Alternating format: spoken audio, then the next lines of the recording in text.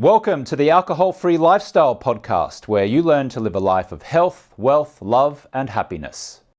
Okay, I'm going to ask you a straightforward question. How much longer are you going to attempt to moderate or stop your drinking all by yourself? You can be honest. I tried it for years and years. I'll get into the why. I think I tried to do that, and I think you might resonate with it. But first, I'm going to help you understand the science around the importance of community and accountability when we are releasing alcohol. It can feel overwhelming. I get it. And for some reason, we still insist on trying to do it ourselves. So in today's episode, we're going to talk about a couple of things: the science between addiction and isolation, the neuroscience of community and support. And I'm going to give you some real life examples of how that plays out on our own versus being part of a community such as Project 90. Oh, and I almost forgot to say hello. Welcome to the podcast. My name is Victoria English, head coach at Alcohol Free Lifestyle. I've been working with James and AFL now for well over 3.5 years. And I came into coaching because when I finally released alcohol, I felt like I had found a magic formula.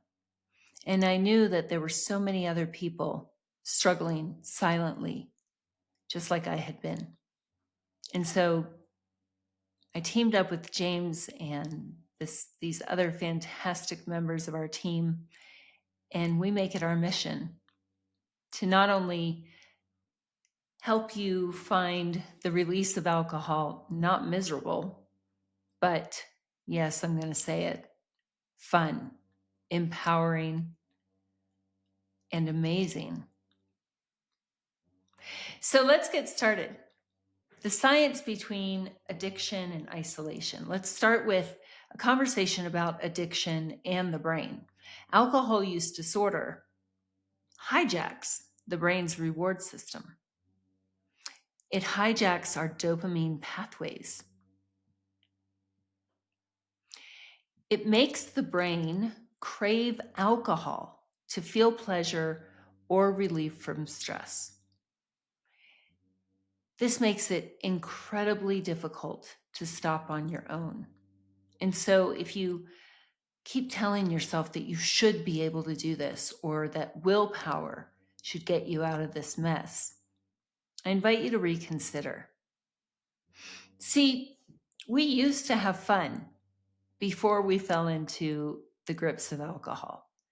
Remember being a kid and feeling just freedom and joy, doing simple things, playing with your friends, riding your bike, throwing the football, swimming, whatever it was.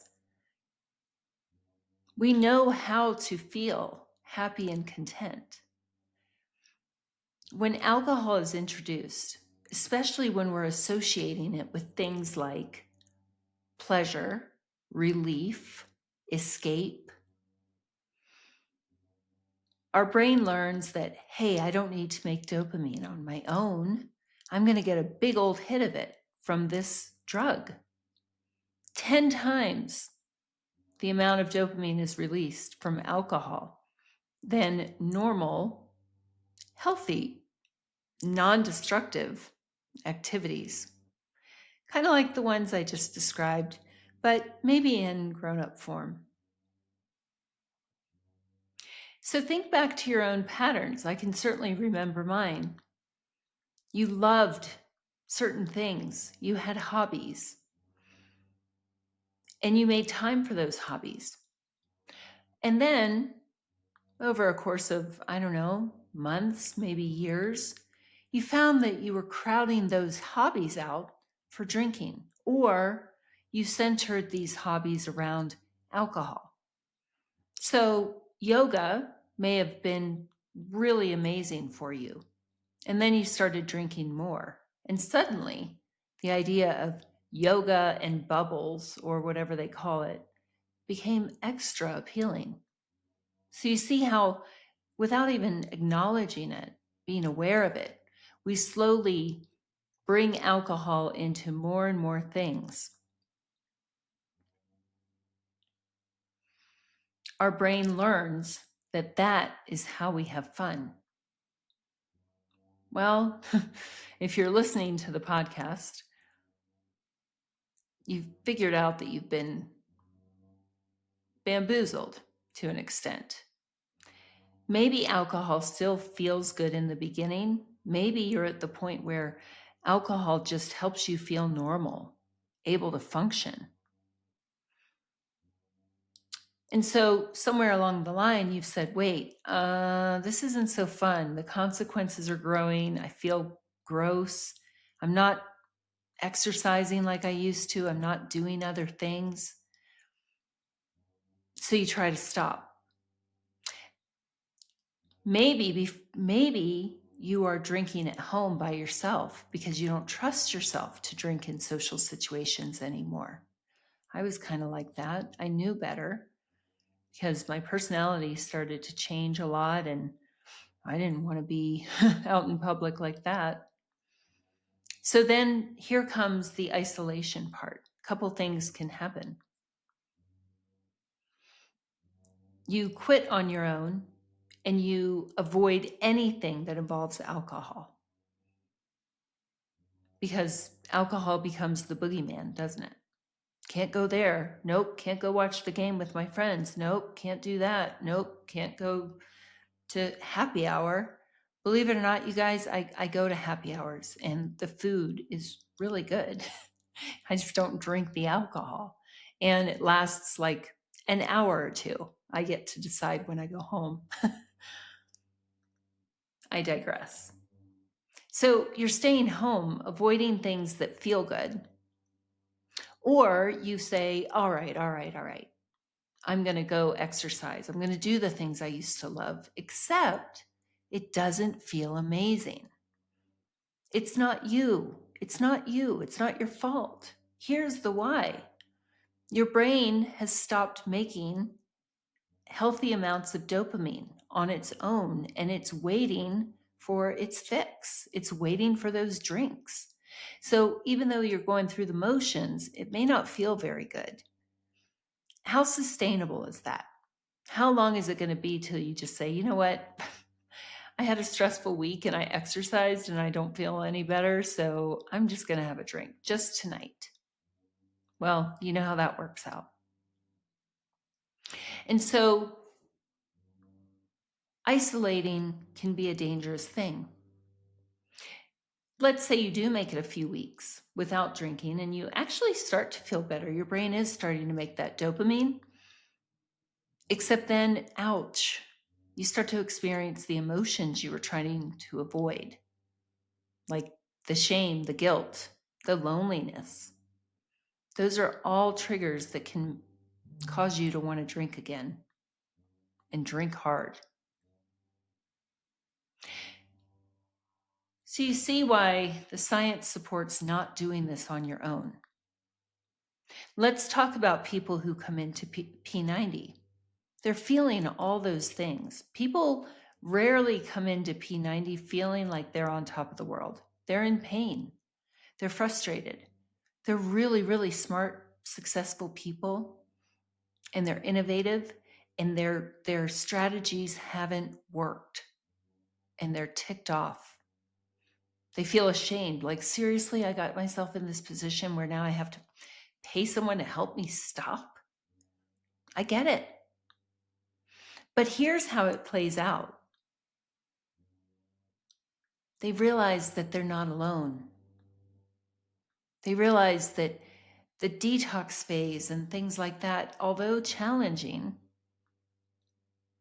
And yes, it can be dangerous. So if you need medical detox, please do that before you join our program, or really any program.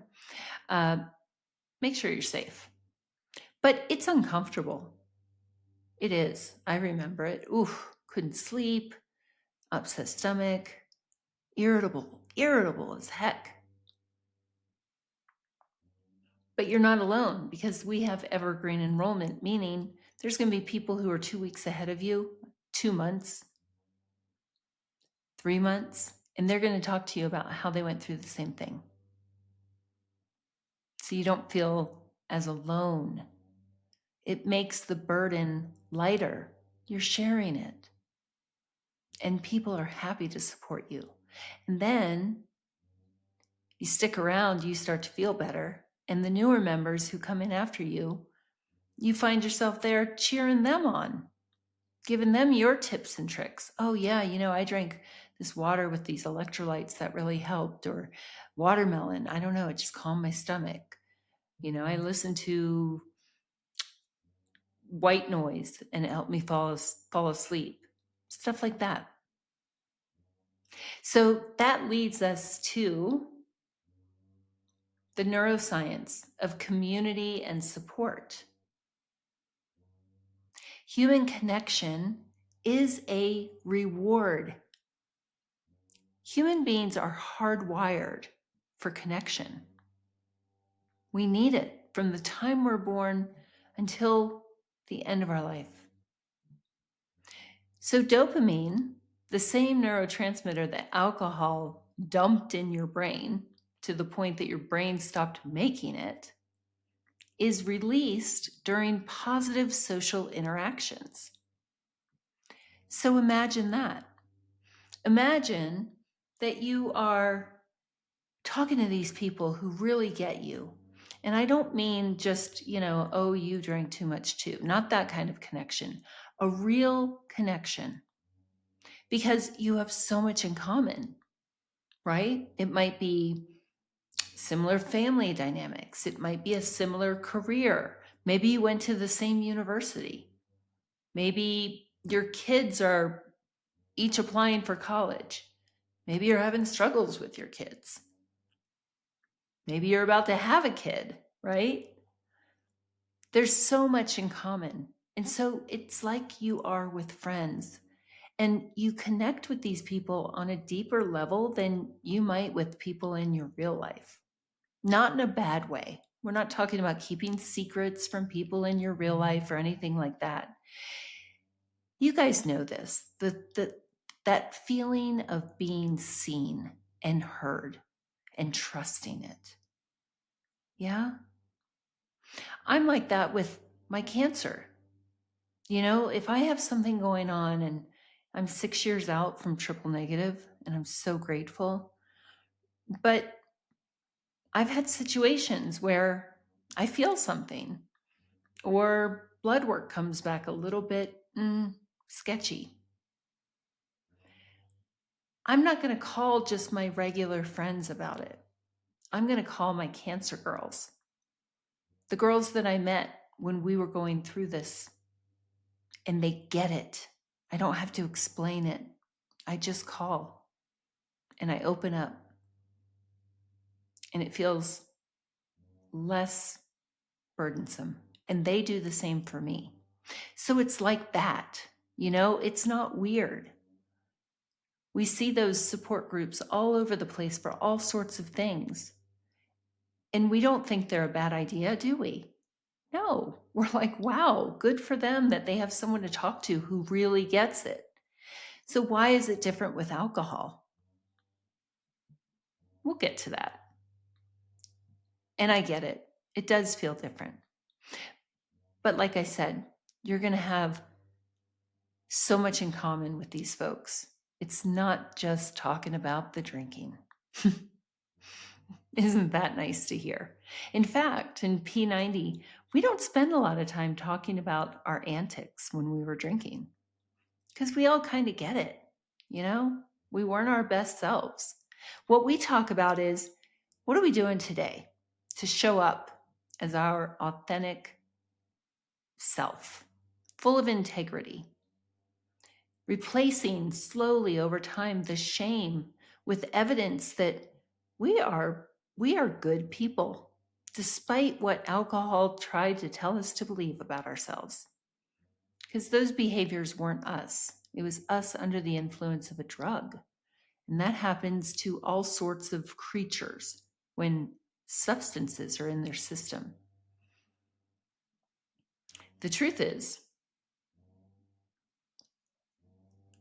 a testament to your character and your integrity is doing something about this alcohol thing. That takes character.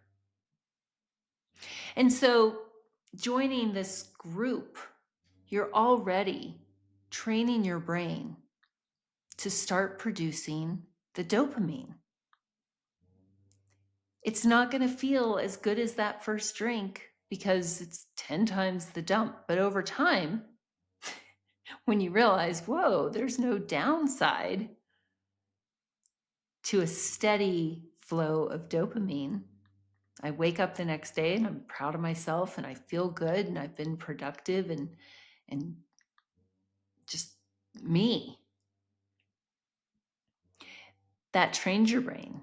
Hey, let's keep making this dopamine. It feels good. And so the accountability, because you're going to want to drink, I'm going to tell you, you're going to get in this program, and alcohol is not just going to say, oh, they're in a program now, we'll leave them alone. No, you're going to have cravings. You're going to have thoughts of it. You're going to try to rationalize it. Maybe, well, I mean, it's been 40 days. I could probably drink now. It's okay. I get it. I've lived it. I tried it.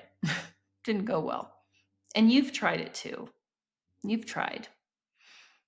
But the accountability, because here's the thing, the other members know you and they miss you when you're not around. And you feel the same about them. You want to know what's going on in their day. Oh, Joe is working on opening that new business. I wonder how it's going. Or, Susan had an issue with her aging parent. I wonder how things are going. I wonder how she's doing. Or whatever, right? So and so has dropped 10 pounds. Holy cow, what are they doing? Of course, except besides not drinking. 630 calories in a bottle of wine, by the way. My dietetics degree gave me a lot of information and knowledge. It didn't stop me from drinking those 630 calories, though. So, anyway, the accountability activates the brain's prefrontal cortex. That's the part of your brain that's responsible for self-control and decision making. And it can be bolstered by external accountability. When we fall into the cycle of maladaptive drinking, our prefrontal cortex, well, in the act of drinking, is turned off, which is why we make poor decisions. But after enough months and years of drinking maladaptively, our prefrontal cortex shrinks in size. And that's part of the reason, just one of the reasons, that even when you're not actively drinking in the moment, you feel a little out of control with your moods and emotions. You're not self-regulating. You're not yet making the best decisions. And so when you know that you're going to check in with this group, when you know that Coach Terry, Coach David, James, and I are looking for you, it helps strengthen your self-regulation mechanisms. So in short, you're more likely to follow through with your commitments when you know others are supporting and watching you. That's a good feeling. Because I don't know about you, but when I was drinking, people were watching me. Let's see if mom's drinking today. Oof. That was not a good feeling of being watched. But this is a good feeling because you know that we are expecting you and you're expecting your fellow members. That means a lot. That can help a whole lot when we are having those cravings, thinking about giving up. It's good stuff, huh?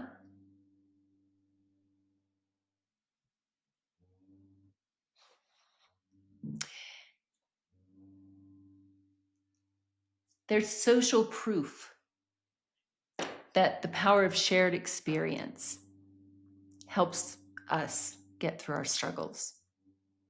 I mentioned the cancer groups, right? That was a big part of my journey when I was diagnosed. It was the first thing I looked for. Oh, good Lord, show me some survivors. Show me women who have gone through this monster of a breast cancer. I need to see that. I've got to hear that. I need to know that it's possible. So social proof is a psychological phenomenon where we believe in something more when we see others successfully achieving it. I can't tell you how many times at 2 a.m. when I was taking another warm bath for the bone pain from chemo, that I would get on my phone and look in those groups and look up the 3-year survivors, the 5-year survivors, the 15-year survivors, and how it just took me out of my own suffering long enough to catch my breath and get back in there. That's what it's like in Project 90. The university study that we conducted with, the scientific study that we conducted with the University of Washington resulted in a 98% reduction in participants drinking. 98%. They went through the exact same methodology that you will go through in Project 90. The University of Washington was so surprised by our messaging, by our marketing, that they wanted to make sure it was true. They were curious. It's not that they were coming going, there's no way. They were like, whoa, wait, how are you doing this? And we were thrilled, of course, because we had the data, but it wasn't scientifically studied. And so it's proven to work. So not only are you working with a science-based, proven methodology, you are seeing people who came in just like you, and they're going through the first 30, the 60, the 90. Then you meet the people in beyond 90. They're getting to a year. Then you meet people in the boardroom, which is a new program that we started for people who are beyond 1 year. And they're not talking about alcohol. They're talking about crushing life. And let me tell you, they are. If you heard the interview I did with Karen a couple of weeks ago, she's a boardroom member. Tried for years to put alcohol behind her, and now she's teamed up and they have a nonprofit called Awake, exposing alcohol. Like, wow. So they're crushing life. But those are the people that you get to meet. We just had a guy on last night's call, Scott, drinking a bottle of bourbon a day. He's 3 years alcohol free, and he came on to visit with the members because he went through this program, paid attention, and built a life deserving of his character, a life that his family deserves.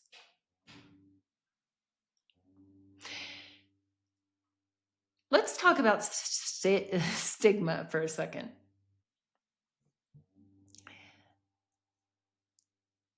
I'll say it to you, and maybe you're going to resonate with this.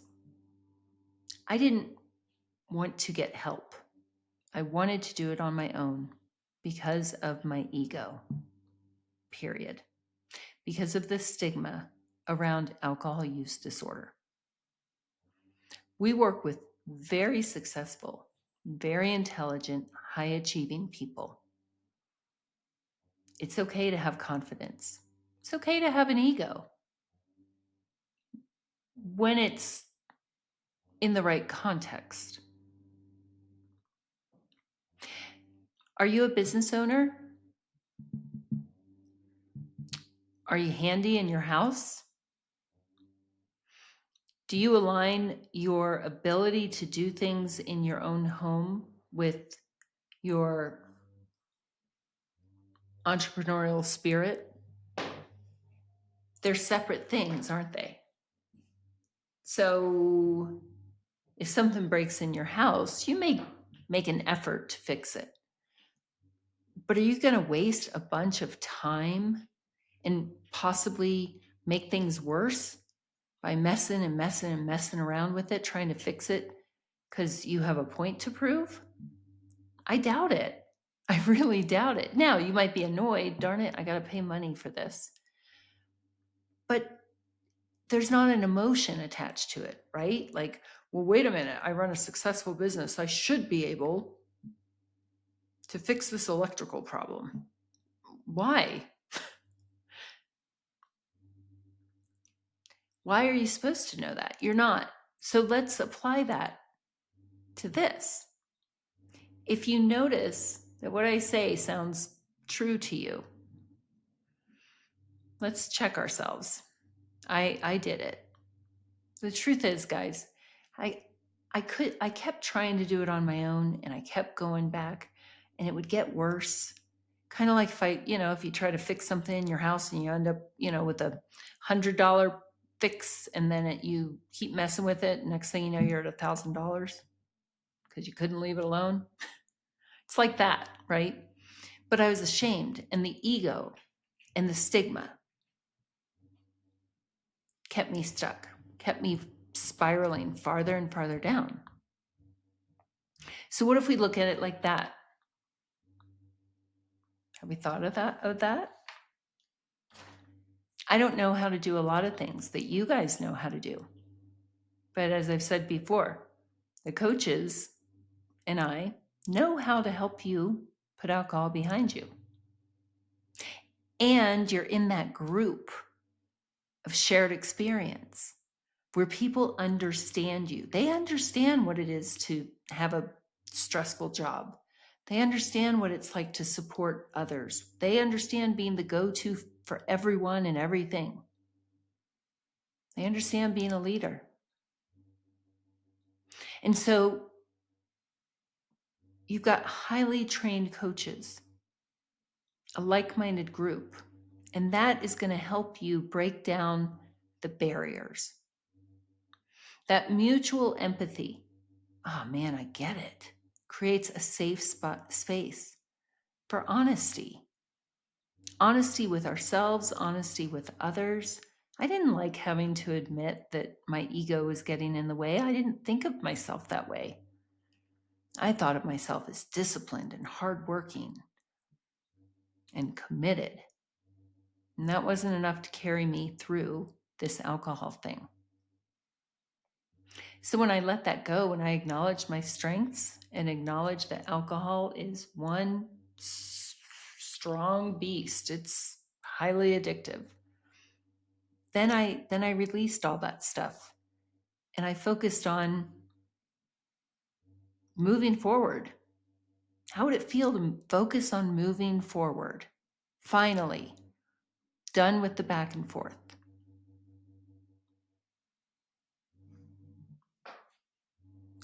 I have a few more things I want to share with you, but I'm going to save it for the next episode because I've given you a lot to think about. In the next episode, I'm going to expand on this and I'm going to share some more science and real life stories from Project 90. And so I hope you'll join me for that. But in the meantime, reflect on what we've gone over today. We talked about the science behind addiction and isolation.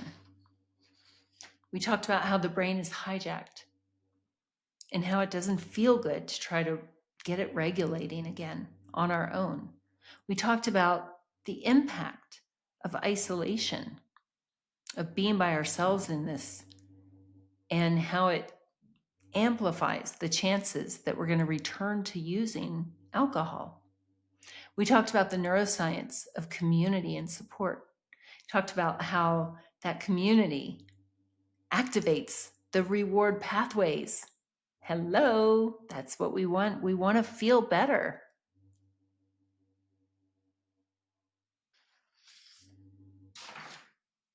And we talked about accountability, self-regulation, social proof, and empathy, being part of a shared experience. It's good stuff, guys. Let your ego take a back seat. I encourage you to book your discovery call now. Yep, I'm going to talk about a couple other things in the next episode, but I think this is enough for one episode. But if it resonates, ask yourself, do I need more evidence? Or should I just go ahead and book the call? You'll talk with one of our coaches. It's just a conversation. See if you might be a fit. See if we might fit you. Either way, you're taking action. And as high achieving people, that's what you're about. I know that part for sure. Maybe not as much lately. Maybe alcohol's making you sluggish, not as productive. But you know yourself. You are an action taker. And so take action. Until next time, take good care and have a great day.